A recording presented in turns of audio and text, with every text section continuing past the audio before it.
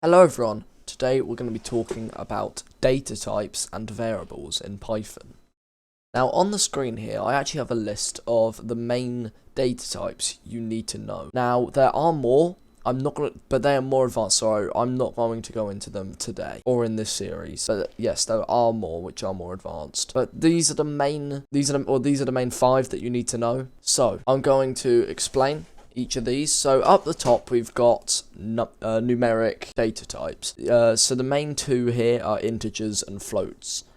An integer is simply a whole number. That is simply an integer. It's just a whole number. So a number with no decimal places. A float is just a number with decimal places. We've got 1.4. We could have 1.22 for, it could go on as long as it needs to go on. A float is simply a number with a decimal. So that's the numeric data types. They're pretty simple to understand. An integer, also known as int, is simply just a whole number, and a float is a decimal. Anyway, as we move down, you see we got strings down here. Now a string is simply a word or a phrase of words. So anything in quotation marks where we are typing out words is a string. That's as simple as a string. A Boolean, a Boolean is a true or false value. It's also bool is short for Boolean. So it's simply a true or false value. And a more complex one is a list. A list is simply, in Python, a list is defined as these square brackets, you could call them, with indexes in between. They've got characters or numerical values in between, and they go up in index. So it basically looks like this.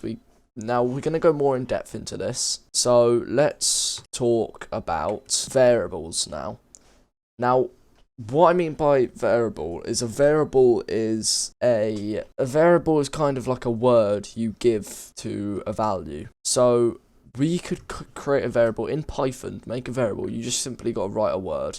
So variable name, so this is how it works. So variable name equals data. Really, that's basically it. You could say data type, but that's not really, you don't really say it equals bool or equals int. You have to actually give the number or the character. Okay, so with this in mind, let's write this out. So let's create a variable called name, and we're going to set it equal to, and now the data. Now we want the data type to be a string. We simply want it to be your name. So if I just said, Jonathan, Jonathan, like so, you can see we've created a string here. Now this is a string data type with the name, then the name of the variable is simply name. Variables are pretty easy to make. The same would go for integers. It would just be, let's say, number equals 4. Or we could call it float equals. We can't actually call it float. If it goes purple or another color, it means you can't call it that because it is already predefined as a function or something else. So let's say float equals what? 3.4. 3.14159265358 so on. Pi. Now we've got the idea of integers and floats and strings. Now let's move on to booleans. A boolean is let's say is true equals false, or is true equals true. They're the only two ways you can do a boolean. And let's say list, let's say new list as well equals, and for a list we open up our square brackets and we can say 4, 6, 3, 5. We're going to go more in depth into lists in a future episode, so don't worry about them too much now. Okay, that's basically it. There's not really much more to know apart from the two numeric data types are integers and floats that you need to know. The main string data, the main data type you need to know for words and phrases is a string.